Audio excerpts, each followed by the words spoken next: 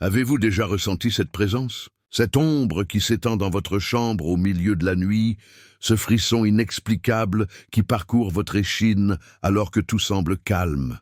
Ce moment où votre fidèle compagnon canin se met soudainement à fixer le vide, à grogner contre ce que vos yeux ne peuvent percevoir. Vous n'êtes pas seul. Depuis des siècles, nos ancêtres ont perçu cette vérité que notre monde moderne a tenté d'effacer. Les chiens possèdent un don divin, une capacité à percevoir et à repousser les forces des ténèbres que nous, dans notre orgueil, avons choisi d'ignorer. Saint Jean Bosco, ce géant de la foi dont la vie fut marquée par des visions célestes dès son plus jeune âge, nous a laissé un témoignage bouleversant sur cette réalité spirituelle. Un témoignage qui pourrait transformer votre compréhension du combat invisible qui se joue autour de vous chaque jour, chaque nuit. Un témoignage qui pourrait vous sauver. Cette révélation n'est pas simplement une curiosité théologique. Elle touche à l'essence même de notre protection spirituelle quotidienne, à ces gardiens silencieux que Dieu a placés parmi nous. Aujourd'hui, alors que les forces du mal semblent se déchaîner avec une intensité renouvelée, comprendre pourquoi les démons tremblent devant ces créatures fidèles pourrait s'avérer crucial pour votre âme et celle de vos proches. Vous êtes-vous déjà demandé pourquoi tant de saints, à travers les âges, ont été représentés avec un chien à leur côté? Pourquoi Saint Roch, Saint Dominique, Saint Hubert et tant d'autres étaient inséparables de leurs compagnons canins? Ce n'est pas le fruit du hasard. C'est une protection divine, orchestrée depuis les cieux. Un mystère que l'Église a préservé dans ses traditions les plus anciennes. Don Bosco lui-même était accompagné d'un mystérieux chien qu'il appelait simplement Grigio, le gris, un protecteur qui apparaissait miraculeusement lorsque le saint était en danger et disparaissait tout aussi mystérieusement une fois sa mission accomplie. Était-ce un simple animal ou quelque chose de bien plus profond, envoyé directement des cieux? Préparez votre cœur à recevoir une vérité qui a été préservée par les plus grands mystiques de notre Église. Une vérité qui pourrait changer votre regard sur ces fidèles compagnons que Dieu a placés à nos côtés. Une vérité qui vous fera comprendre pourquoi, depuis la nuit des temps, les forces du mal tremblent devant le simple aboiement d'un chien. Saint Jean Bosco est né un 16 août 1815 dans une humble famille de paysans piémontais. Dès l'âge de 9 ans, le Seigneur lui accorda le premier d'une longue série de songes prophétiques qui allaient guider toute sa vie. Orphelin de père très jeune, élevé par une mère d'une foi inébranlable, le petit Giovanni sentait déjà l'appel divin résonner dans son âme. Mais ce que beaucoup ignorent, c'est que dès son plus jeune âge, Don Bosco était particulièrement sensible à la présence des forces spirituelles, et autant célestes qu'infernales. Dans ses mémoires, qu'il écrivit sur l'insistance du pape Pie IX lui-même, Don Bosco relate comment il pouvait percevoir l'approche des dangers spirituels. Cette sensibilité extraordinaire faisait de lui une cible privilégiée pour l'ennemi. Satan, dans sa haine infinie pour ceux qui mènent les âmes au Christ, voyait en ce simple prêtre un adversaire redoutable. Et c'est précisément à ce moment que le mystérieux Grigio fit son apparition dans la vie du saint. Les rues de Turin, où Don Bosco avait établi son oratoire pour les jeunes abandonnés, n'étaient pas sûres à cette époque. Les ennemis de l'Église, les anticléricaux et parfois même des criminels engagés par ceux que dérangeait son apostolat auprès des jeunes, guettaient le moment propice pour attenter à sa vie. C'est dans ce contexte de menaces constantes qu'un soir de l'année 1852, alors que Don Bosco rentrait tard à son humble demeure, un grand chien gris apparut soudainement à ses côtés.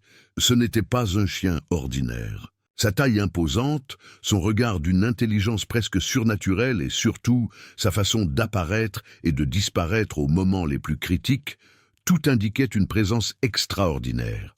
Don Bosco lui-même, dans sa grande humilité, ne s'est jamais prononcé définitivement sur la nature de ce protecteur. Était-ce un ange sous forme canine, son ange gardien matérialisé, ou simplement un instrument choisi par la providence divine? Ce que nous savons avec certitude, c'est que Grigio sauva la vie de Don Bosco à de nombreuses reprises. Un soir, alors que deux hommes armés attendèrent le saint dans une ruelle sombre, Grigio apparut soudainement, se plaçant entre Don Bosco et ses agresseurs. Son grognement terrifiant, que le saint décrivit comme venant des profondeurs de l'abîme, suffit à faire fuir ces hommes mal intentionnés. Dans un autre incident célèbre, alors qu'un groupe entier s'apprêtait à attaquer le prêtre, Grigio surgit de nulle part, encerclant Don Bosco et tenant les assaillants à distance jusqu'à l'arrivée des secours. Mais au-delà de ces interventions spectaculaires, c'est la nature même de la relation entre les forces démoniaques et les chiens que Don Bosco nous révèle à travers ses écrits et ses confidences à ses plus proches collaborateurs. Une révélation qui plonge ses racines dans les profondeurs de notre tradition sacrée, jusqu'au premier jour de la création. Vous connaissez certainement le récit de la Genèse, ce moment où Adam et Ève, séduits par le serpent, désobéirent à Dieu et furent chassés du paradis.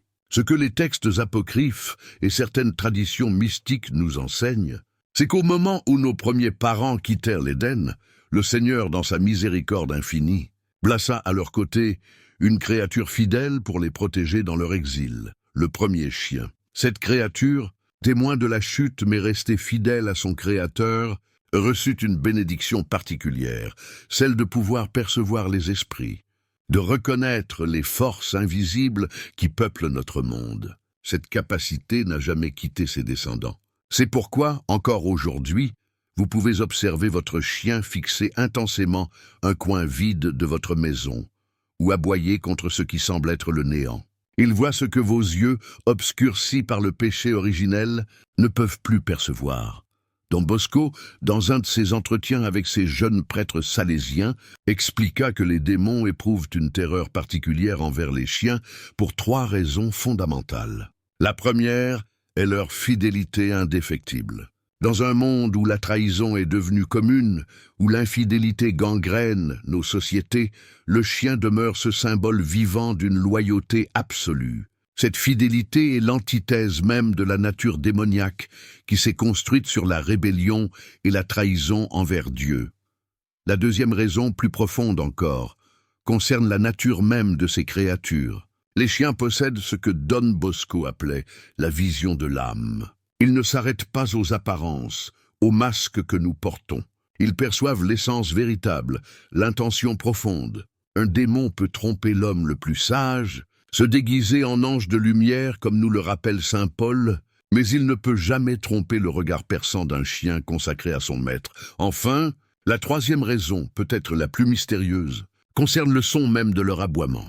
Don Bosco expliquait que la vibration produite par l'aboiement d'un chien crée une perturbation dans le monde spirituel, une onde qui déchire le voile entre les dimensions et expose les entités maléfiques.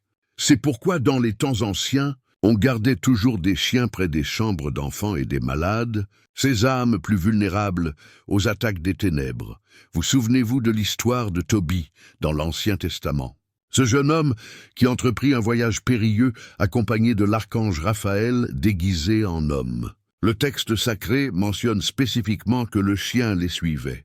Ce détail, apparemment anodin, prend une toute autre dimension à la lumière des révélations de Don Bosco. Ce n'était pas un simple compagnon de route, mais une protection supplémentaire accordée par Dieu. Dans la tradition de l'Église d'Orient, les moines du mont Athos gardent depuis des siècles des chiens autour de leurs ermitages isolés. Ces saints hommes, profondément engagés dans la lutte spirituelle, ont préservé cette connaissance que l'Occident a progressivement oubliée. Ils savent que ces gardiens fidèles ne les protègent pas seulement des dangers physiques, mais surtout des assauts invisibles. Revenons maintenant au mystérieux Grigio de Don Bosco. Ce qui rend ce cas particulièrement fascinant, c'est la nature même de ces apparitions. Contrairement à un chien ordinaire, Grigio n'était jamais présent lors des moments de paix et de sécurité. Il apparaissait uniquement lorsque le danger, souvent invisible aux yeux humains, menaçait le saint. Plus troublant encore, personne n'a jamais vu Grigio manger, boire ou dormir. Il surgissait de nulle part et disparaissait tout aussi mystérieusement une fois sa mission accomplie. Un incident particulièrement révélateur eut lieu en 1883, alors que Don Bosco, déjà âgé et affaibli, devait se rendre dans une ville voisine, La nuit était tombée, le chemin était long et dangereux, traversant des zones infestées de loups. Ses compagnons tentèrent de le dissuader, mais le saint, confiant en la providence, insista. C'est alors que Grigio apparut, après une absence de plusieurs années. Il guida Don Bosco et son compagnon à travers les sentiers obscurs, les protégeant jusqu'à leur destination. Puis, comme toujours, il disparut. Ce qui est particulièrement frappant dans ce récit, c'est le témoignage du compagnon de Don Bosco qui assista à cette scène. Il décrivit comment, à certains moments du parcours, Grigio semblait combattre des entités invisibles. Le chien s'arrêtait brusquement, se hérissait et grognait contre le vide apparent avant de reprendre sa route. Don Bosco, avec sa sensibilité spirituelle aiguisée, expliqua plus tard qu'ils avaient traversé un lieu hanté par des présences maléfiques, des démons qui auraient tenté de les attaquer sans l'intervention de leurs gardiens. Mais l'histoire la plus extraordinaire concernant Grigio est peut-être celle de sa dernière apparition. En 1887, alors que Don Bosco était gravement malade et confiné dans sa chambre, plusieurs témoins rapportèrent avoir vu un grand chien gris monter l'escalier, pousser la porte de la chambre du saint avec son museau, puis s'allonger au pied de son lit. Don Bosco, reconnaissant immédiatement son fidèle gardien, sourit et murmura « Ah, te voilà enfin, mon vieil ami. Tu viens m'escorter pour mon dernier voyage. » Le chien resta 3 jours et 3 nuits sans bouger, sans manger, fixant intensément la porte et la fenêtre comme pour repousser des visiteurs indésirables. Le matin du 4e jour, alors que Don Bosco rendait paisiblement son âme à Dieu, Grigio poussa un long hurlement que tous les témoins décrivirent comme déchirant le ciel et la terre, puis disparut définitivement. Plusieurs des prêtres présents affirmèrent avoir vu, au moment précis où le saint expirait, une forme lumineuse s'élever du corps de Grigio et accompagner l'âme de Don Bosco vers les cieux. Ces récits extraordinaires nous amènent à une question fondamentale. Quelle est la véritable nature du lien entre les chiens et le monde spirituel? Don Bosco nous offre une réponse à la fois simple et profonde. Dans un de ses écrits personnels, découverts après sa mort, il explique « Le chien est peut-être la seule créature qui n'a pas complètement oublié le paradis. Il en garde la mémoire dans son regard et la nostalgie dans sa fidélité. C'est pourquoi il reconnaît immédiatement ceux qui en ont été chassés pour l'éternité. » Cette intuition mystique rejoint étonnamment les enseignements de grands saints à travers les âges. Saint Thomas d'Aquin lui-même, dans sa Somme théologique, évoque la capacité des animaux à percevoir certaines réalités spirituelles que l'intelligence humaine, trop rationnelle, tend à ignorer. Saint François d'Assise, ce mystique qui parlait aux animaux, avait une affection particulière pour les chiens qu'il appelait les sentinelles de Dieu. Mais cette connaissance ne s'est pas limitée au christianisme. Dans presque toutes les traditions spirituelles anciennes, le chien occupe une place particulière comme gardien de la frontière entre les mondes. Les Égyptiens vénéraient Anubis, divinité à tête de chien qui guidait les âmes vers l'au-delà. Dans la mythologie nordique, Garm, le chien de Hel, gardait le seuil du royaume des morts. Même dans le zoroastrisme, l'une des plus anciennes religions monothéistes, on croyait que l'âme du défunt était protégée dans son voyage par un chien psychopompe. Cette convergence de traditions suggère une vérité universelle que notre époque moderne, dans son matérialisme arrogant, a choisi d'oublier. Une vérité que Don Bosco nous rappelle avec force. Nous ne sommes pas seuls dans notre combat spirituel. Dieu a placé à nos côtés des alliés fidèles, des créatures qui, dans leur simplicité, peuvent percevoir et repousser ce que notre sophistication nous empêche de voir. Vous qui m'écoutez maintenant, regardez différemment ce compagnon qui partage peut-être votre foyer. Ce n'est pas un hasard s'il s'allonge parfois devant la porte de la chambre de votre enfant. Ce n'est pas sans raison s'il fixe parfois intensément un coin vide de votre maison ou s'il refuse obstinément d'entrer dans certaines pièces. Il voit, il sait, il protège. Don Bosco nous a laissé des conseils pratiques pour renforcer cette protection naturelle. Le premier est de bénir régulièrement vos animaux domestiques, particulièrement les chiens. L'Église a toujours eu des bénédictions spécifiques pour les animaux, une pratique que notre époque a malheureusement négligée. Cette bénédiction ne transforme pas simplement la relation entre vous et votre compagnon. Elle consacre sa mission protectrice. Le deuxième conseil concerne l'attention que nous portons à leur comportement. Don Bosco enseignait à ses jeunes de porter une attention particulière aux réactions de leurs chiens.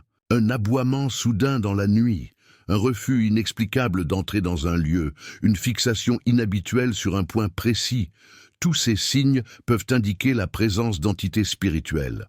Non pas pour nous effrayer, mais pour nous inciter à la vigilance et à la prière. Enfin, le troisième conseil, peut-être le plus important, est de ne jamais séparer un enfant de son chien sans raison grave. Don Bosco avait observé que les enfants, dans leur innocence, sont particulièrement vulnérables aux influences spirituelles, tant positives que négatives. Le lien qui se crée entre un enfant et son chien dépasse la simple affection. C'est une protection voulue par la Providence. Un témoignage particulièrement frappant, rapporté par les disciples de Don Bosco, concerne un jeune garçon de l'Oratoire qui souffrait de terribles cauchemars. Chaque nuit, il se réveillait en hurlant, terrorisé par des visions infernales. Les médecins étaient impuissants. Les prières semblaient inefficaces. Don Bosco, inspiré par l'esprit, fit alors venir un chien errant qu'il avait recueilli et le plaça dans la chambre du garçon. Dès la première nuit, les cauchemars cessèrent. Plus tard, l'enfant confia au saint qu'il voyait parfois le chien se lever au milieu de la nuit et chasser des ombres noires qui tentaient d'approcher son lit. Cette histoire n'est pas unique. À travers les siècles, d'innombrables témoignages similaires ont été rapportés, souvent écartés comme de simples superstitions par notre monde moderne. Pourtant, ces récits convergent tous vers cette même vérité. Les chiens possèdent une sensibilité spirituelle que nous avons largement perdue. Mais revenons au mystérieux Grigio de Don Bosco. Certains théologiens et historiens de l'Église ont proposé une hypothèse fascinante sur sa véritable nature. Selon eux, Grigio pourrait n'être autre que la manifestation de l'ange gardien du saint. Cette théorie s'appuie sur plusieurs éléments troublants. Sa capacité à apparaître exactement au moment où le danger menaçait sans jamais se tromper. Son intelligence qui dépassait clairement celle d'un simple animal. Et surtout, cette façon de disparaître complètement entre les interventions. Parfois, pendant des années, Don Bosco lui-même, lorsqu'on l'interrogeait sur la nature de Grigio, répondait avec un sourire énigmatique. Dieu se manifeste de bien des façons. L'essentiel n'est pas de comprendre, mais d'accepter avec gratitude. Cette humilité profonde face au mystère est une leçon pour nous tous. Dans notre quête obsessionnelle de tout expliquer, nous risquons de perdre cette capacité d'émerveillement devant les manifestations de la providence divine. Ce que nous enseigne finalement cette histoire extraordinaire, c'est que la protection divine s'exprime souvent à travers les instruments les plus humbles, les plus inattendus. Un simple chien gris, surgissant de nulle part dans les ruelles sombres de Turin, est devenu l'instrument par lequel Dieu a préservé la vie et la mission de celui qui allait devenir l'un des plus grands saints du XIXe siècle. Et si Dieu a choisi cette forme particulière, ce n'est pas sans raison profonde. Le chien symbolise des vertus essentielles que notre monde moderne a tendance à mépriser. La fidélité inconditionnelle, le service désintéressé, la vigilance constante, la protection des plus faibles. Ces vertus, Don Bosco les incarnait parfaitement dans sa propre vie. En ce sens, Grigio était peut-être aussi un rappel, un signe visible de la mission du saint lui-même. Vous qui m'écoutez maintenant, peut-être traversez-vous des moments d'obscurité et de danger spirituel. Peut-être sentez-vous parfois ces présences invisibles qui cherchent à vous détourner du chemin de la lumière. N'oubliez pas que Dieu ne vous a pas laissé sans défense. Comme pour Don Bosco, il a placé autour de vous des protections, certaines visibles, d'autres invisibles. Votre ange gardien, tout d'abord, cet esprit céleste qui vous accompagne depuis votre premier souffle et qui ne vous abandonnera pas jusqu'à votre dernier. Mais aussi, peut-être, ce fidèle compagnon à quatre pattes qui partage votre quotidien et qui, sans que vous le soupçonniez, combat des batailles invisibles pour protéger votre âme et celle de vos proches. Une pratique. que Don Bosco recommandait particulièrement était de réciter chaque soir une prière de protection en posant la main sur la tête de son chien. Cette simple bénédiction renforce le lien spirituel et consacre la mission protectrice de l'animal.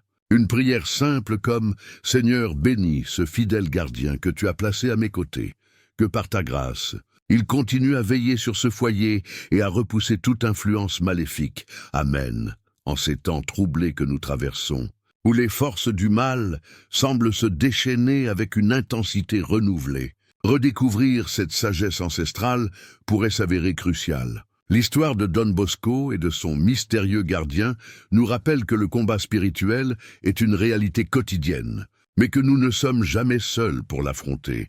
Un dernier récit particulièrement émouvant concerne les derniers instants de la vie terrestre de Don Bosco, alors qu'il était sur son lit de mort, entouré de ses fidèles salésiens en larmes. Le saint eut une ultime vision. Il décrivit voir une immense procession venant à sa rencontre, la Vierge Marie, entourée d'anges et de saints, mais aussi marchant juste devant eux comme pour ouvrir le chemin, un grand chien gris au regard lumineux. Don Bosco sourit alors et murmura ces dernières paroles.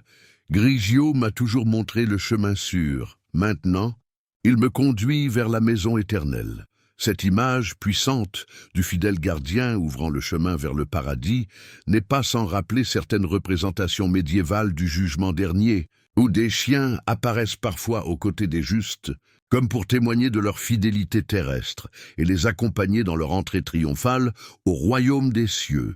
Si Don Bosco nous a révélé pourquoi les démons craignent les chiens, c'est peut-être pour nous rappeler une vérité plus profonde encore. Dans la grande bataille cosmique entre la lumière et les ténèbres, Dieu utilise souvent les créatures les plus humbles pour confondre les puissants.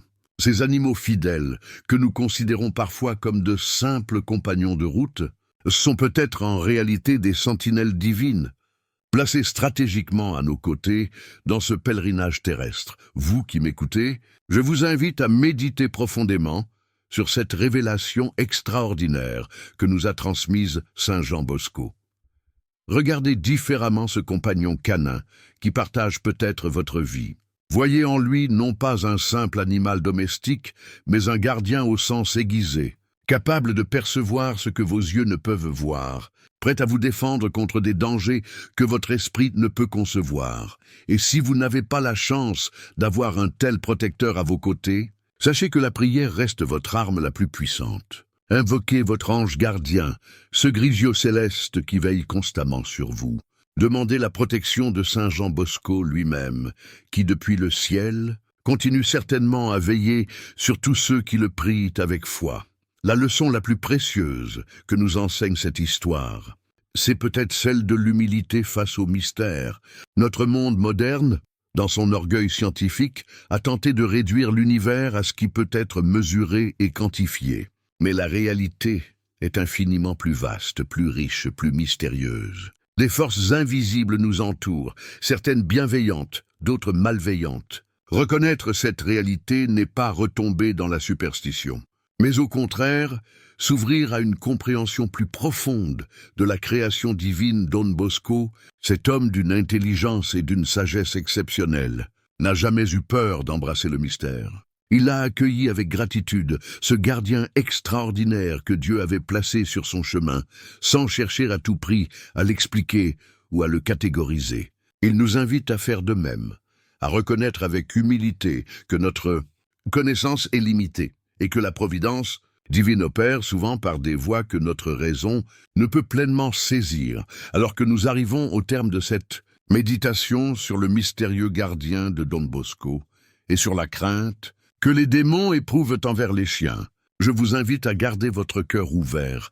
à ces réalités spirituelles qui nous dépassent. Dans un monde qui cherche désespérément des certitudes matérielles, osez embrasser le mystère. Dans une société qui a perdu le sens du sacré, redécouvrez ces humbles gardiens qui, depuis la nuit des temps, veillent sur le seuil entre les mondes visibles et invisibles. Et peut-être, ce soir, en rentrant chez vous, poserez-vous un regard nouveau sur ce fidèle compagnon qui vous accueille avec une joie inconditionnelle. Peut-être verrez-vous dans ses yeux cette étincelle de connaissance ancienne, ce reflet du paradis perdu que Don Bosco avait su reconnaître. Et peut-être, lorsqu'il s'allongera au pied de votre lit pour veiller sur votre sommeil, murmurerez-vous une prière de gratitude pour cette sentinelle silencieuse que la Providence a placée à vos côtés. N'oubliez jamais que dans le grand combat spirituel que nous menons tous, aucune aide n'est négligeable, aucun allié n'est à mépriser. Des plus grands archanges jusqu'aux plus humbles des chiens, tous ont leur rôle à jouer dans le plan divin de notre salut.